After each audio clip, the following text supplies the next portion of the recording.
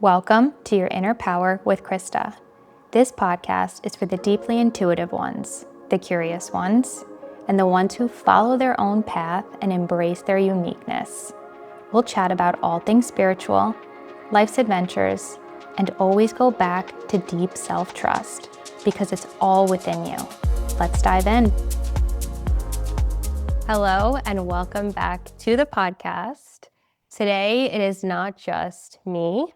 I actually have two amazing guests that I am so excited to have a conversation with because we have had multiple conversations and they've all been really fun and expansive and we're just always laughing. So I'm ready to get into this deep conversation and also have a lot of comedy intertwined with Lacey and Marley. So would you two like to introduce yourselves? Sure. I am Lacey, and I am the Lyran Starseed half of Twin Essence. And I'm Marley. I am the Sirian Starseed half of Twin Essence. Amazing. Welcome, both of you, and thank you for being here. So basically, we're going to be going into a topic that I have not touched on yet, starseeds, and talk a little bit about your experiences and how you got to this place and how people can begin to uncover maybe their starseed lineage. So do you want to begin with your spiritual development journey? Like, how did you get to this point? It's interesting because most people know, but Lacey and I have paranormal origins. At least that's what we like to always say. And so we kind of started off our journey. Well, we always had a connection to like the spiritual, the unseen, and ghosts like growing up. So we always had that interest, especially in the paranormal. And that kind of grew, I would say, like towards like graduating from college, maybe is when we became more active in paranormal. And then from there started to experience spiritual awakenings and developing of our psychic mediumship abilities. And it wasn't that long into that awakening process that we went through the entire Starseed awakening phase. And what really kicked it off was I actually had a very lucid dream experience where I had seen an interdimensional being in this lucid dream state. So it was like very, very early morning. It was dark outside yet, but in the dream state, it was light out. And I could see this interdimensional being in the reflection of what would be my bedroom window.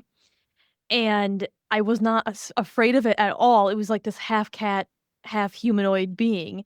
And in this lucid dream state, mentally, I was yelling for Lacey, saying, Lacey, Lacey, there's an interdimensional being and it's not like disappearing when I'm making eye contact with it. Because when you do things in the paranormal, so many things disappear when you see them like as apparitions. And so I was like, oh my God, it's not disappearing. And it was after that experience that like Lacey and I kind of debriefed it and were talking to someone else and they had said, "Oh, you saw Lyran like Starseed." And that was when we were like, "What?" And then we started looking into it and a lot of the like art online of like these different star beings, it was exactly what I had seen. And Lacey also had another lucid dream experience shortly after mine too. So before this, did you have any like interest in starseeds or feel any connection to that in any way? Oh, no, and that's what's so funny. We always say like because we are huge into like movies, TV shows, pop culture. Space movies were like our least favorite. Space movies are still probably our least favorite. So it's like so funny because we're so like it was so like not us. Yeah, I think like the whole like we grew up watching Signs with Mel Gibson and being like terrified. Like terrified of like beings that were not from Earth. Very, very fear-based messaging growing up with that, which is so funny because we weren't scared of ghosts. We were like so fascinated by spirits. And we would like beg our mom to let us stay up and watch was it Most Terrifying Places on Earth? I think it was. Where they sent families into haunted locations and like or like Most Terrifying Places in America, I think it might have no, not America. Something like they were that. all over. Yeah, and they would send families in to stay at haunted locations and like see if they survived the night. And we were like obsessed with staying up to watch the show as kids. And we would beg our mom to do it, and she'd be like, okay, but then you like can't get scared, and I don't want you to complain when you go to bed. And so like we would like not complain. We'd go to bed and we'd be like up all night, like like staring at the like worried about ghosts being in our room, worried about the 3 a.m. Dead time. dead time. Yeah. So Oh. we yeah. So that's kind of like what we were into growing up. And so if you would have told us like years ago that we'd be doing Starseed work, we would have been like, no way, like we're not into any of those interdimensional beings and all of that galactic stuff. But yeah, we didn't really know what Starseeds were before we had those experiences. How interesting. I feel like I'm the opposite. I would be deathly afraid. I don't like any scary movies with ghosts and all of that. And I used to like not be able to sleep as a kid because I used to think things were watching me. And I think it was just like me not understanding my energy, and then also like the fear-based language around all like the movies and the shows. But they were still very interesting to me. Like I would like kind of like to watch them, but then I would be so scared for like days, and then I'd be like, okay, I can't watch that anymore. And then somehow I would probably watch it again. But it's so interesting that you started in that realm. So you had a lot of experiences with spirits. Yes, I mean, I would say so. Like, we didn't have traditional, like, a lot of people are like, I grew up in a haunted house, and that's how I knew I was a medium. Like, that was not our case. Like, we grew up with a family that was very open to the paranormal. Like, everybody was accepting and open of it, and it wasn't skeptical. Like, I want to make that clear. Like, our family, it was just like ghosts are real. Like, it wasn't a skepticism at all, but the skepticism was on the external world, right? So, if we would go somewhere, we would know, like, Lacey and I know a lot of haunted stories about our, area and like different places we visit throughout the state. And so like we would go somewhere, we would know haunted stories about it and like we would just die wanting to like ask someone about it. Like, do you think the waitress has an experience here? And, like, We would do it. and we would do it. We would do it. And, like, you could see, like, some of them would get, like, really uncomfortable by it. Some of them would just be, like, so skeptic. Like, they'd be just like, "Yeah, no, like, they say that. I've never had experience." And other ones would just be, like, kind of scared of it, like, "Well, I don't know, like, I've heard there's a little girl on the 2nd floor. I haven't heard it after hours, but I know, like, I know other people who have." So no one gave you some like wild experience that they had. No, I mean, we really, like, desperately so, like, we loved, like, haunted Wisconsin stories, and we lived for that. We, like, desperately wanted to go to haunted locations growing up. It just didn't always happen, until we were, like, old enough to, like, drive and do our own trips and go places, and then, like, once we were in college, we started to do a lot more of that, and the Midwest is so full of haunted locations, it's, like, ripe for paranormal. And, like, I should say too, like, we did have some unexplained experiences. It just wasn't like, the house is so haunted, that's what's happening, but we had experiences that after going through the spiritual awakening made much more sense later in life. We talk about the lamp. We have the a lamp. famous lamp story when we were kids where because we shared a bedroom growing up, and again, we loved the paranormal, right? So we would constantly experiment and, like, be like, "Spirits, we're talking to you, and, like, we want you to, like, move this thing," right? Like, we Stuffed never animal. it was No, always a stuffed always stuffed animal. No Ouija board action because we were smart enough as kids to know that you couldn't open that gateway. It couldn't because you can't close the gateway once it's open. But we would kinda do those little experiments for fun, like, in a very innocent, playful way. And there was this time we were both in our bedroom together where Lacey's lamp turned on by itself, and we both, like, screamed. We were terrified, and we screamed, and we ran out of the room. We told our mom, we're like, "The lamp turned on," like, it clicked on, like, clicked on, and she was like, "It's probably a power surge, it's probably nothing," like, explained it away, and I know that that was not a power surge. I know that that was a spirit years later after the spiritual awakening looking back, because when we podcasted ourself about that story, as I was editing the podcast and I had just listened to us talk about it, the lamp in my bedroom died at that exact stop. moment. And I'm not making it up. So I was like, "Thank you, spirit. Like, years later, you can validate it." That's wild. How old were you? Oh, man, we were young. Yeah, I feel like we were like 10, weren't we? Maybe like 10. Yeah, because we were Yeah. young. young enough to scream. We always laugh. We're always like, Spirit was probably like, gosh, you keep asking me to do things, and then when I do it, you run and scream. That's funny, but I'm glad you got the validation later on. Do you think that having those experiences helped with your spiritual awakening, or was like a bridge to your spiritual awakening in any way? Yeah, in the paranormal, there's a lot of like fear and a lot of like negativity that comes with that realm. And I feel like we just weren't scared. No. Like when we started doing paranormal work, like our first ever investigation at a real like haunted location was an insane asylum, a former insane asylum that was in Wisconsin. And so we went hardcore, like we Right in the it was beginning. and the best part about that was that we had a friend with us who like she was like, "I'll go with you," but she wasn't like hardcore paranormal.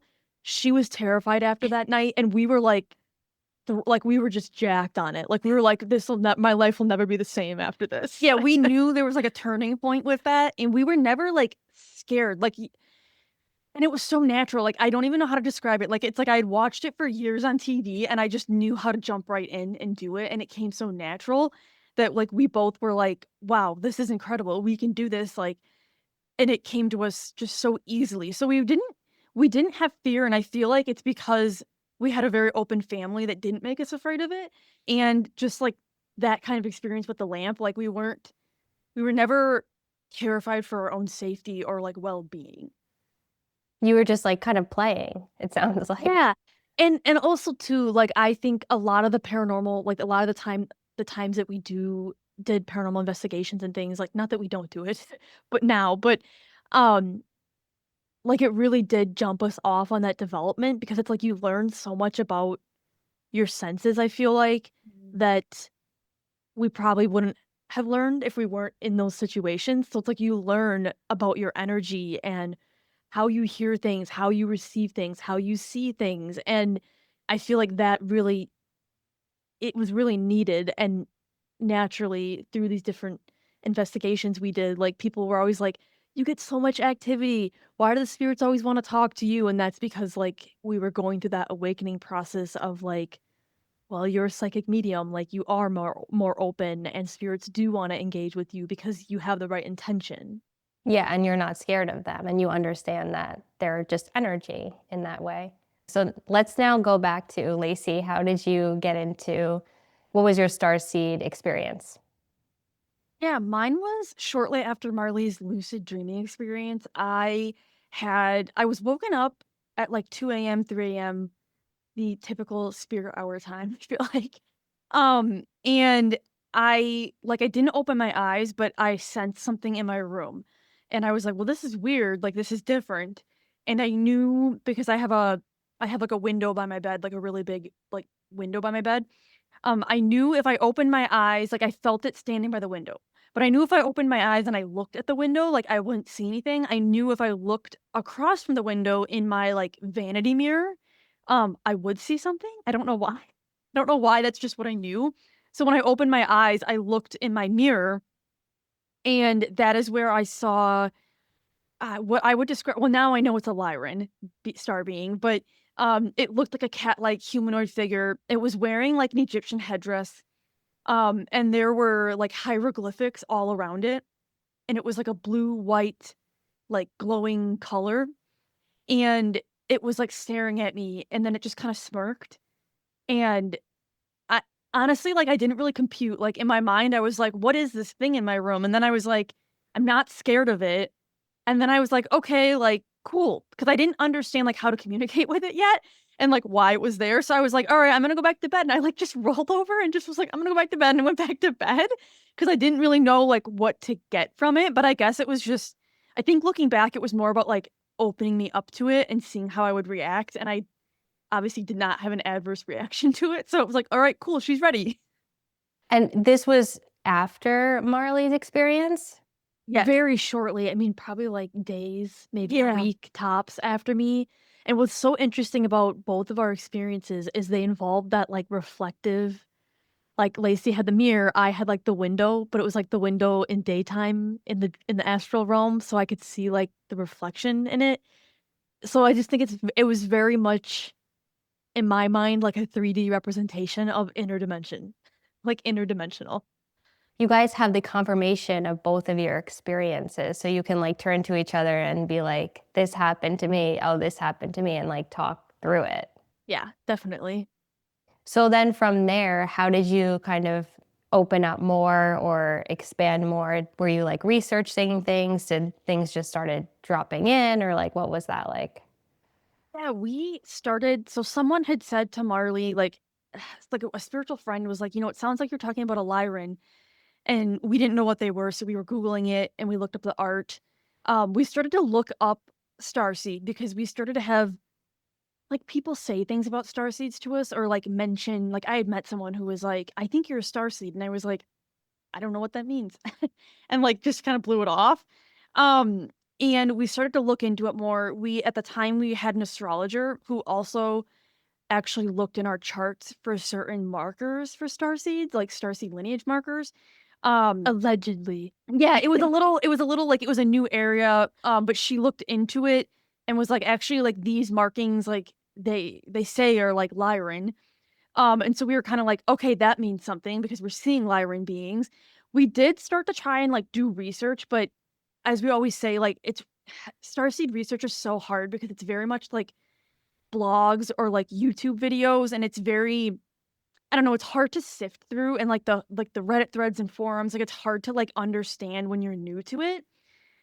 We started to have like books and things appear. So like we went into a store, there was a Starseed book like on the shelf, and we were like, that's interesting. And then like when we went to walk away, like it quite literally like fell off the shelf and like flipped over and like turned up facing us. So we were like, okay, I guess we should like buy this Starseed book. So we bought a couple different Starseed books. Some were better than others. I will say some of them were like, okay, like Yeah. this is not like this was too much, like not for me. Um, but yeah, we started to do a lot more research and it didn't like we always say like it was somewhat helpful, but it wasn't really helpful until we actually started to consciously like call them in and work with them. I don't feel like it clarified. Like I feel like it was like this information gathering phase we were in, but like at the same time that we're like maybe trying to read a book or trying to Google, like we're also still having our own connections and experiences. So like for me, like the lucid dream experience, it didn't go away. I actually ended up having deeper and deeper astral realm like experiences where I was just having like really, really crazy dreams that with crazy beings, like crazy quote unquote, just things you can't explain. And then like we're channeling too, like we're trying to connect and channel and figure out like we're just trying to like put these puzzle pieces together and figure out like what like we were not afraid, but like what are they trying to tell us? Like what does this mean for us? I feel like it's such an unfolding. And like even with my own journey with star seeds and all of that, it's like in the beginning of my spiritual awakening, galactic beings started coming to me. And that was like a big part of the beginning of my spiritual awakening. And it was really the main message around it was like, you've had way less lives on Earth than you have on like other planets. So it was this kind of coming home. I can't really explain it, but it was like, oh yeah, okay, this makes sense now. Like there's a reason why I would like stare out my window at night and like look at the stars and be like, this is my home and feel like I couldn't go to sleep at night and all of that. It like really confirmed that for me, but I couldn't fully figure out exactly like who was coming to me, why they were coming to me. Like, was there a reason why different ones were coming to me? But that was like the overarching message. So I think that was like just so helpful. And then from there, things unfolded. Like in the beginning, I was very connected to Pleiadians, and now I'm more connected to Sirian beings. And I find that my Sirian self is sharing more and more messages with me, and I see that version of myself as like this blue avatar looking ish being, which was when I had my reading with both of you, it was so confirming when you were like, I'm seeing like an avatar being. And I was like, oh my gosh, yes, because I always doubted myself when I would see this being, because I would be like, well, you love Avatar. Maybe it's just like a projection of that. And it was so great to have that confirmation from both of you, because like sometimes we can just like doubt ourselves in those experiences. And because there's not a lot online and it's very confusing, that's why I had both of you on the podcast because I find you're both very like grounded in the way you bring the information through, and people could really like, you bring it through in a playful way too, where people could understand it and like just be like open to it in a different way. I think what you're describing too is that like remembrance that we always talk about. It's so hard if people haven't experienced that themselves, but it's like this deep, like energetic inner knowing because we truly felt like our identities changed the day we actually connected to our star Yeah. families and everything like became clear with what we're here to do, our purpose, our mission, like all of it like clarified for us. And I think that that's a really I think it's really hard to know that you're missing it if you've never experienced something like it. Yeah. I mean, Yeah. that coming home description, I agree. I mean, it's a wholeness.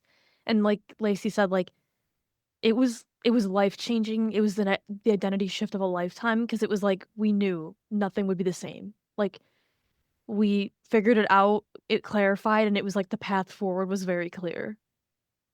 And It, it's just like, okay. well, I was gonna say, and like I think the other thing is that like we struggled in the beginning with finding like an ascension guide or someone who resonated with us because it just didn't feel relatable for what we were going through. Um, and I actually think I'm glad that we didn't go down any other like ascension routes because it would have like muddled what we're here to actually do because we do it very differently than other ascension guides. And that's why I love both of you, because you do it differently in that way. And that's what I found in the beginning as well, because I was having those galactic being experiences and I was receiving some information and all of that. But then when I went to go like find people that would talk about these things, I felt like this just doesn't really like resonate. It feels like too far gone, or like that's the only way that I could kind of describe it. And it just felt like too, I couldn't get there. Like it didn't work for me. And I didn't feel like grounded where I could now take that information and use it in my daily life. Because like that's the point of this stuff, right? It's supposed to help you move through the human journey. And it wasn't doing that when I was looking up other people. And I felt off. It wasn't resonating in that way. So I kind of put it to the side for a little bit.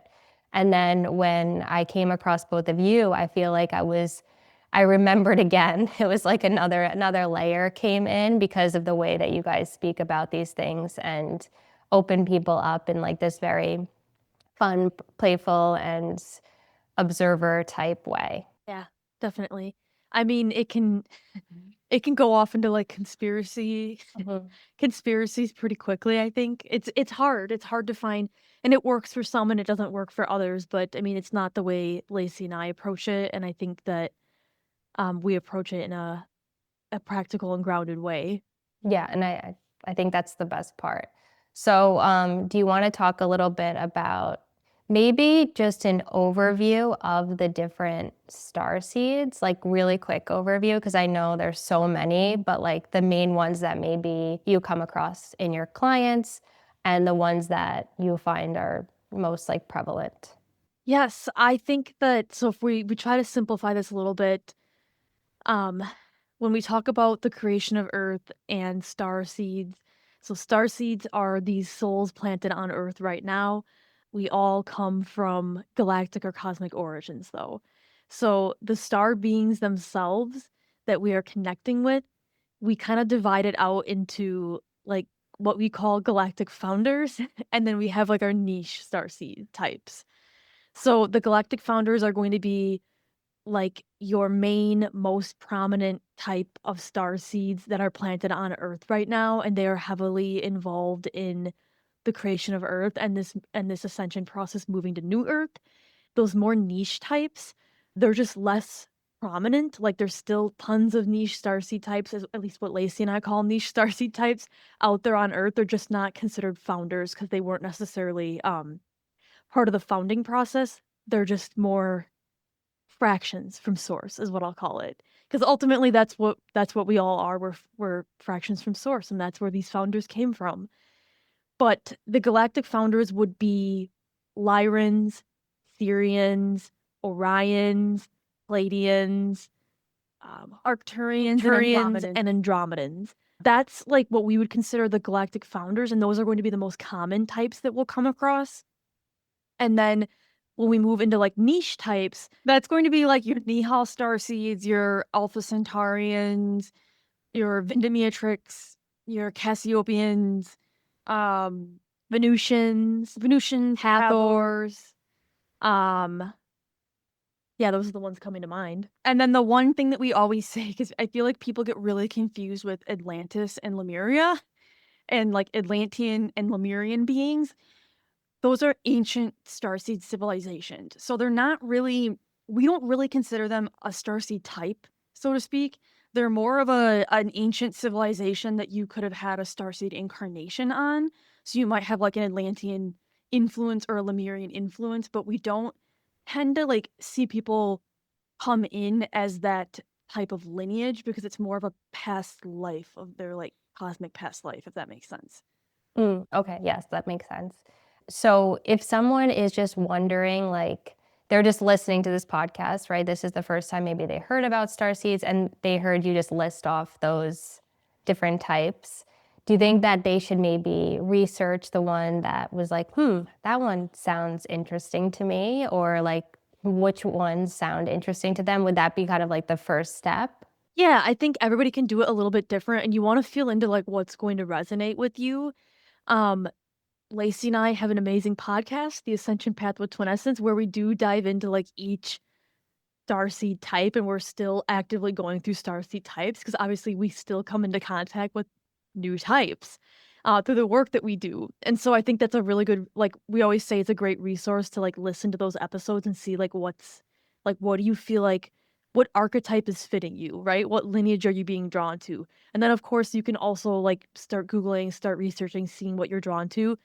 I don't recommend turning to AI to profile yourself into a type.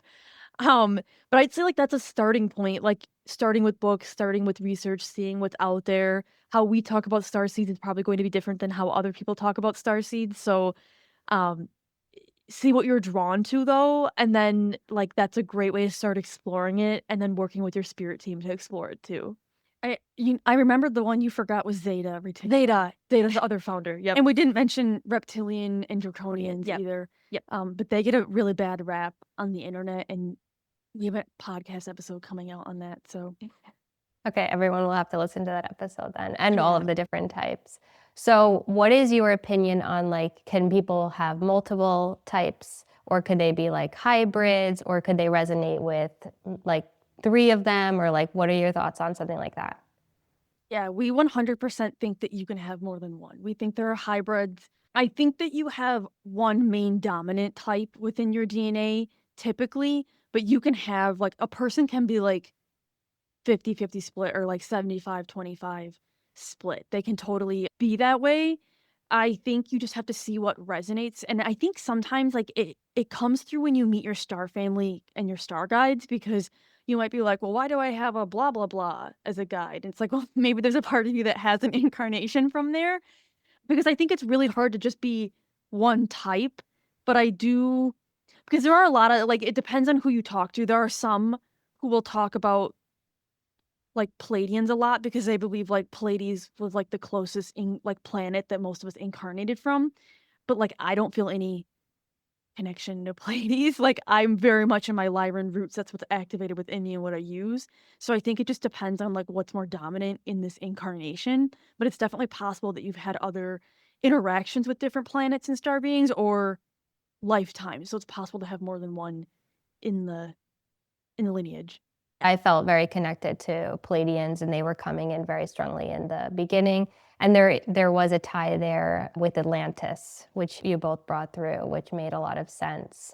And I still like connect with that part. It's not like now that's it, I'm only in this box, right? Like, because we don't want to like put ourselves in boxes. So I think it's wonderful that you allow for this kind of expansion and this exploration of like what resonates, like take what resonates and leave the rest, right? Like that's the main motto.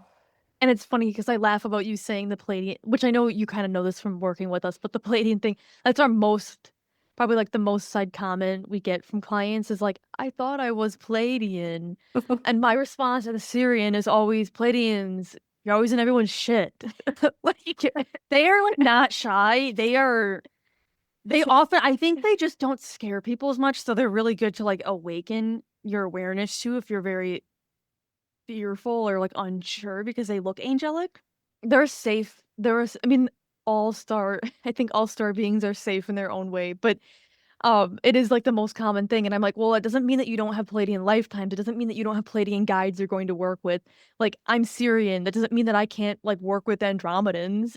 Like it depends what you're moving through too, because different different types of star beings are likely going to help you with different things too. So like you can call on different types for different type of healing. I love that. Yeah. And I relate to that because in the beginning they were coming through and just like giving me these like messages, and they would say like I am this one, and they give me the message, and then I was like, why are you coming to me? I'm so confused. I find that the messages and the guidance that comes through from star beings is so elevated, is so like really like opens you up in a deeper way, which I'm sure Yeah, you found too. it's a higher consciousness perspective of life on Earth. And not everyone is ready for that in this incarnation. So I think that sometimes the Starseed realm, New Earth realm can be kind of polarizing for some, or scary because there's a lot of fear-based programming still in the collective. So it just depends on who you talk to. The fear-based programming, that's the same thing with the like the ghosts, the spirits, and it's like ghosts and aliens. I think that it's wonderful though that you're bringing awareness to this. So how did you make the transition to start talking about this, or when did you feel like it's time to begin speaking about this and to begin giving readings in this way? Think it was happening kind of behind the scenes while we were serving as like traditional psychic mediums and doing house cleansings and that kind of work. Um, and then we slowly started talking about it more. Like we used to do a lot more like local events, so we talk to more like in-person clients, and sometimes the Starseed stuff would come up, which was hard to explain to people who didn't completely understand it, but it started to naturally like take over. We both did quantum healing hypnosis sessions, and then that also provided like a deeper energetic support for what we were moving into. And then it like our sessions just started to turn into Starseed work. Mm-hmm. Like we would have people book for mediumship, and then during the session I would be like, oh, they're bringing back a memory of blah blah blah blah on this being, and this is what it looked like, and this is why it was talking to you. And the people would be like, I've never told anyone that story in my entire life. I literally can't believe you're talking about this to me right now. Like, I had someone that was like, she thought it was a dream. Like, she was like, I thought I made that up in my head. Like, why are you talking about it? Like, this happened like 20 years ago.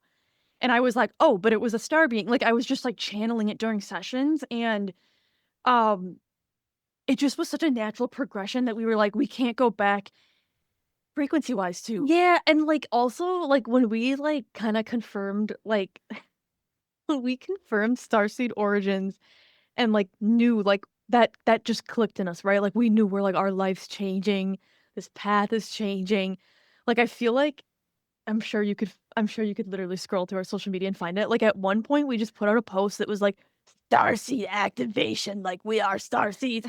And I feel like and it was like there was no branding behind it. Like it was just like our normal like we were psychic mediums, right? It's And the so like it was podcast photo. it became the podcast Yeah. photo. But I remember like we posted about it and it was like a really big deal. Like we wrote this really great post about it. Like, yeah, like we're coming out to the world.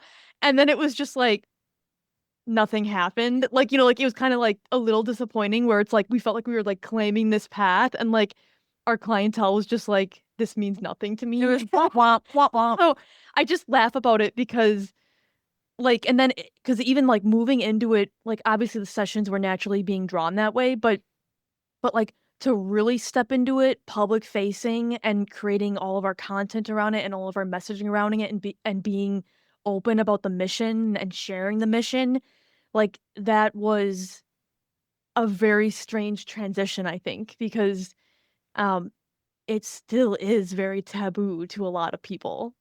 And there were people like family, friends, and stuff that were kind of like, so not only are you a psychic medium, but now you're talking about fucking aliens. Like, what is like?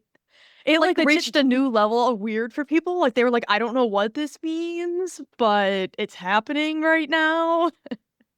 and so how did you move through that? Or how did you guide yourselves through that?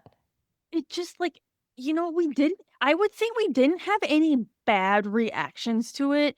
We had more of people that were kinda like especially once we changed our offerings from mediumship, then there was a couple people that were like, "Oh, like, you're not doing mediumship anymore." That maybe were a little disappointed, but like, it's hard to describe because, like, frequency-wise, like, the frequency of star beings is so much higher than the frequency of, like, channeling spirits, like past loved ones. Like, it was actually more difficult for us to lower ourselves to perform mediumship than it was to just stay higher and channel from a star being. So, like, we just couldn't do it energetically anymore. It was too exhausting and draining for us, which told us, like, we weren't meant to be doing that. And as our path unfolded with connecting to our missions deeper, like, there was just no, like it took a lot of deep trust because there was just no way we could, like, go back to the way things were. It was, like, too comfortable, like, talking about ghosts and paranormal, and, like, that was really comfortable for us. Like, it was, despite what people probably thought. Um, but, the Starseed work was like a growth edge, right? Because people were like, "Whoa, now they're really, really, really weird." Um, and we like I said, we didn't really have any negative experiences, but it was more about, like, really owning it and stepping into it. We just I just don't know how, I was saying this the other day, like, I can't imagine, like, what my life would look like Stayed in the had closet. we stayed in the closet or, like, held ourselves back for fear of what people would think about us being, like, crazy or weird and they're strange twins. I cannot imagine what my life would look like if I had succumbed to, like, the pressure of, like, what the external world thought of me.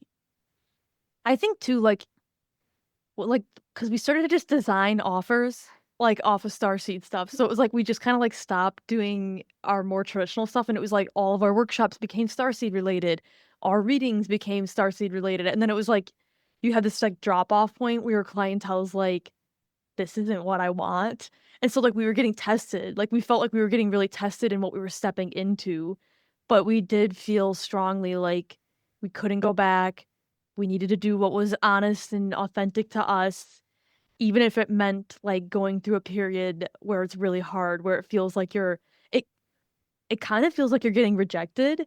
I mean, I will say, like, during that transitional period, like, there were relationships lost and stuff where I honestly, like, Lacey and I felt probably had nothing to do with it, but I honestly felt a little bit like, "Sure, I own my starseed origins, and now and now you're rejecting me." That's what it Well, kinda felt we like. literally had people that were like, "Your energy's different and off now."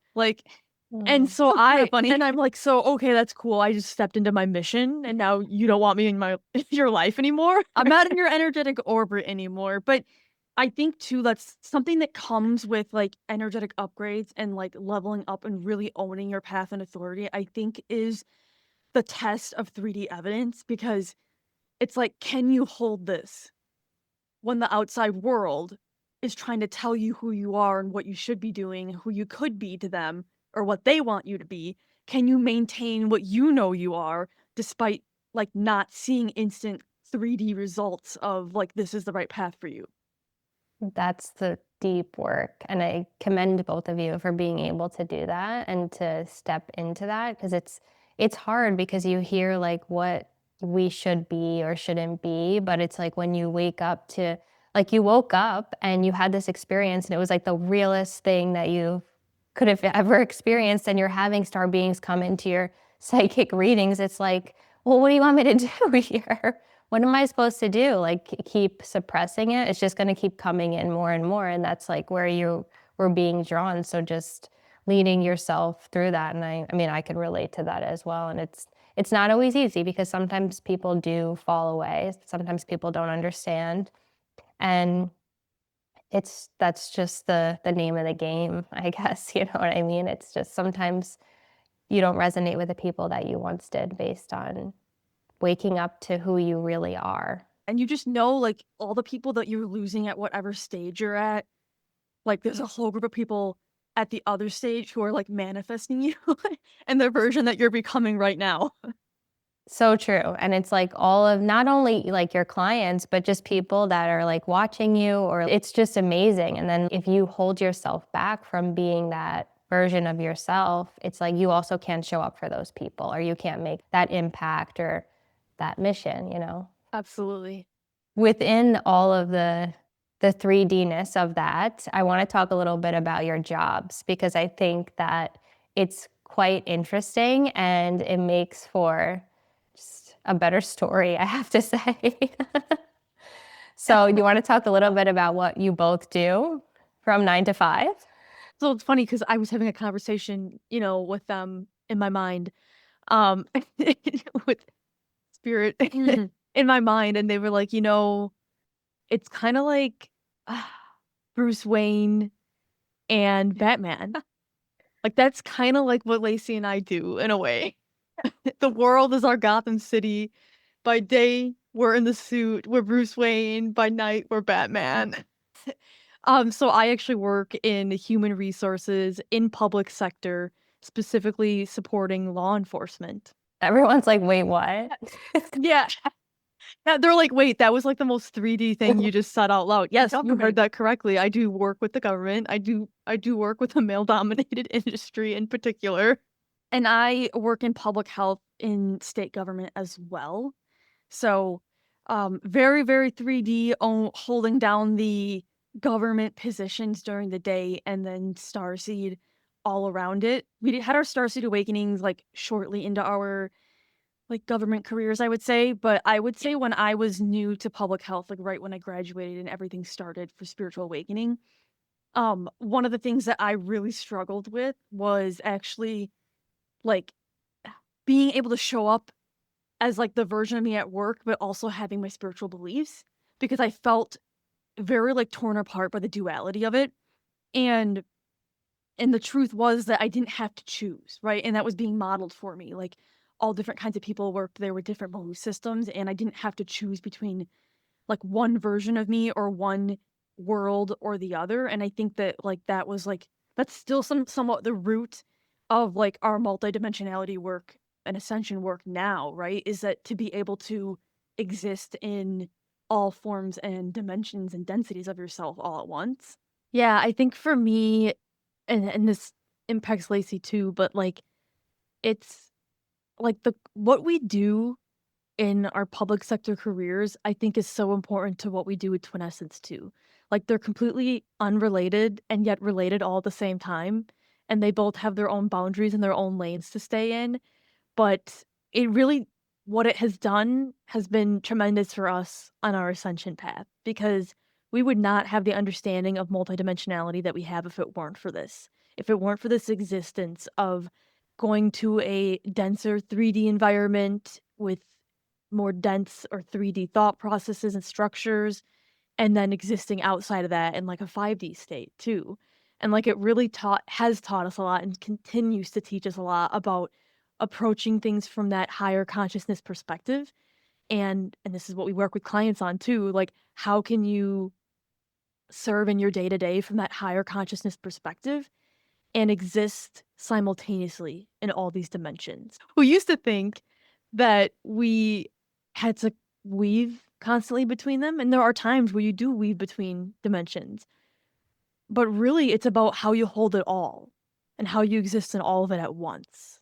I think that's a really important piece, and that's something that I like talk a lot about, because there are all these like rules about like being spiritual, right? And having this like spiritual life and what that looks like.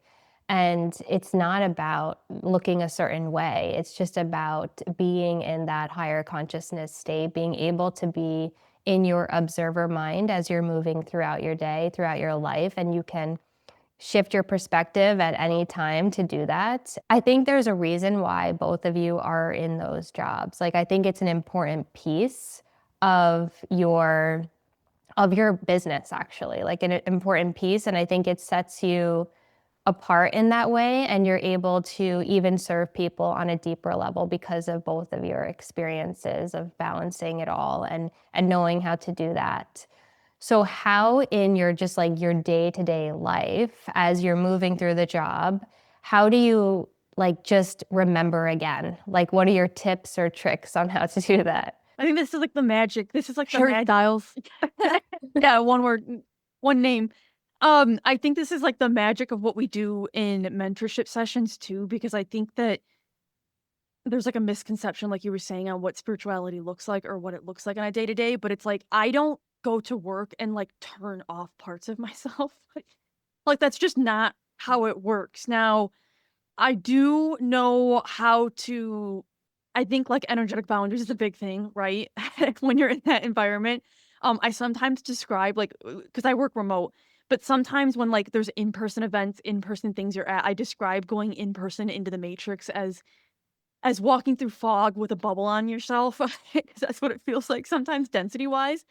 But I think a lot of it is like the tools and trades and tricks that you have to stay connected to your higher consciousness, because it's really easy. It's so easy Yes. to slip back into 3D. It's like actually scary. Yes. Because that's what we're programmed for, the collective in society. And so things that I do or that I've developed, I would say like I am a person that uses music a lot, like and sound, um, to the point where like I don't know, like, I don't even know how I developed this. Like I just know how to concentrate during everything with like music on. People think I'm like crazy at work for this. They're like, "How do you get anything done?" I'm like, "I have to." It's like how I work in my mind. It's like how I like take care of certain parts of myself while my meat suit is doing the 3D physical activities, if that makes sense. So I use music a lot as a tool. Anchors can be helpful too. Yes. So I would say like trinkets or anchors, like I have that. I don't have the luxury of listening to me. I talk way too much at work to have music on, I think. I do sometimes, but I do have like a little pin from actually our trip to New York recently that I do keep on my desk, and that's like a reminder for me. Like I can look at that during the day and I can go to like that moment because we're obviously in a super 5D state when we travel. So I can like look at that and that can help me like figure out what's going on energetically. I think like intention setting is important too. Like I do set intentions or try to be very clear with my energy of like how I want to enter and move through my day, because if you don't do that, I think you can fall back into programming pretty easily. And then also I want to point out like what Lacey mentioned earlier. Like we are very fortunate we do uh work remotely a lot, and like you can still be energetically impacted, right? Even in a remote environment with those you're interacting with when you're sensitive. But, like, in-person energetics is, like, a whole different level. Like, and I can say that coming off of, like, a week of coming off of a week of travel for the Matrix. Like, it is a whole different level that you have to figure out how to move through that. And, like, that is what I did when I was traveling when I was traveling for a week. Harry Styles, that's why I made the Harry Styles joke, like, that is how I started and ended my day. It was with the Harry Styles' album on. It was like I knew it just set the tone. I knew it would be good. Like when you're just driving with a sunrise and American Girls is playing, you Oh. can't go wrong. Like your day's not gonna be bad, you know? And your intention setting at the same time. So it's like you're in that present moment, high frequency, like nothing can come in and ruin that. Like it's just not possible because you're And it's all setting. co-creating, right? Like so in a way, like, and that's a lot of what Lacey and I do and what we learn through this, through these environments and roles that we exist within, right? Because there's the people who say like it's impossible to change the world, and I disagree with that. I think it's possible to change the entire world, because as I'm reflecting and co-creating my reality, it's raising everybody, right? It's raising everybody around me that I come into contact with. And I know that that's impacting others that they're interacting with, and it's just this ripple effect. Absolutely. And that's such an important thing to say right now, I think. Just the fact of like we can make that change, like it's up to us and we don't have to go out and do these like massive things, but what can we do for ourselves because we're all connected in that way. And it's like you'll never know the impact sometimes that like you would have on someone, or it's like someone on the street, you give them a smile and that made their day, and then they went and did all these other things, and then all these other people are impacted. It's like you don't know. Yes. And it starts with you, right? Like, so when I say like change the world, like that's really what I mean is I'm not going, like, I don't enter into the matrix thinking I'm going to change everybody. That's not true. I change me Mhm. and I create my reality, and then in turn, they're gonna do it to themselves. Like, it's not about forcing anyone into any mold either. You're just planting those seeds by being yourself and being in that frequency, because people can feel that frequency. People are drawn to you. Like both of you, I'm drawn to you. I find both of your energies very like magnetic and open. And I'm just like, ooh, let's have fun. Like, let's talk. It's powerful. It's powerful when you allow yourself to have those intentions and lead in that way. I think it really does change the world. And it's not like we hide ourselves either at work. Like, everyone knows about the work that we do at 26. Like it's not like we're hiding that. It's not a secret. I'm like, you can watch my podcast. You can see me all over YouTube talking about things. So it's like we don't have to turn parts of ourselves off. It's just about having the courage to own your identity. Because right in the beginning, like, I was nervous about it, and then it was like, I can't hide this anymore. Like, this is who I am, and people have to know about it. Um, so like you shed a lot of the shame, I think, with some of that stuff, because I do think there's still a lot of, like, I don't know, like, shame that comes with, well, even with like the Starseed work, we still have people that are like, I can't talk about this publicly, or I can't talk about this with people because they'll think I'm weird. And there's a lot of shame that comes with it. And I think there's also, like, even for us, like, we know, like, our 3D work in the government, or I should say our day jobs, is so important to the work that we do at Twin Essence, because we're going to be able to help other people that are going through similar experiences. And I sure as shit know there wasn't a guide out there like me when I needed it, so I had to become the guide for other people. And not have shame around the fact that I do still have to balance both, right? And that I'm existing in both. Because I think sometimes there's, I don't know, like, you get, like, you have shame that comes up with it. Like, you're like, I should be here, or XYZ, and universe has a different plan for you. It's not a bad thing. Matrix is not a bad thing. It provides a lot for us. So I don't, we're not trying to destroy the Matrix by any means. No, I mean, we came here for a reason, right? We came Yes. to live the duality and the black and white and the confusion and the difficulty and all of that. And like, if that was all gone, I guess it wouldn't be as fun of a game. Ha. I want to know, how can people work with you if they're interested in exploring further? And also, how do you recommend people kind of begin their journey to just see what is going on, maybe before a reading? Is there anything that they should be doing to prepare? Okay, so if you are very, very new and you're like, I'm intrigued, I don't know if I'm ready to go all in and like book a reading yet. I always tell people to start with our YouTube channel and the podcast, just because there's so much like foundational starseed information in the podcast. They're like, one of our first episodes is also like a guided meditation on meeting one of your Yeah. star guides. Episode 2. Yeah, Journey into the Cosmos. So lots of foundational information to help expose yourself to the language and the space of Starseed and Ascension and New Earth land, as we call it. And then after that, I would say we have a very brand new membership called the Starseed Portal membership. And this is going to be the perfect space for someone who either already knows they're communicating with galactic beings or star beings, or maybe it's someone who's new to it and wants to start this journey within a community. We do bi-monthly calls, so live starseed transmissions from different star beings. You get a sense of understanding the different star beings and what their energy and transmissions feel and sound like. You get access to the two of us for Q&A while you're navigating your Ascension and Starseed journey. We have channeled teachings, and then in between the live calls, we're dropping different transmissions and pieces of information into that private Telegram channel where everyone is located. So the benefit of the membership really is access to the two of us, but also the support of a Starseed community, because that is something we really wish we had, and that is not out there right now in the world. There are a lot of people in forums that are just hiding behind avatars and usernames. They're not like owning their identity and their Starseed journey, and that was really an important piece of our journey. So that's part of the reason we created the Starseed Portal membership. Yeah, and then if you do want to go one-to-one and you don't think a community space is for you, but maybe you want to understand your origins more, you will always start off with that twin magic reading with Lacey and I. We will connect you to your cosmic origins, so your dominant starseed lineage. We'll talk about mission and purpose usually, that we connect to that a little bit, and then more about your ascension alignment piece for your ascension path.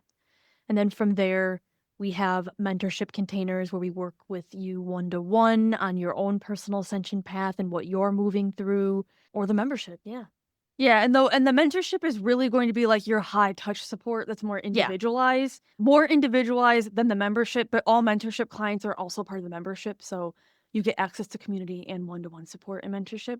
So kind of the best of both worlds with that one. That's amazing. I love that you have the mentorship and the community aspect together, because it's nice to have that one-on-one support and then also get the community part. I mean, being in community has been so helpful for me personally on the spiritual journey and just normalizing these things. So having it specifically for Starseeds is awesome. Like, what could be better? And maybe you'll have like other Starseed types and then also ones that you are too, right, in the group.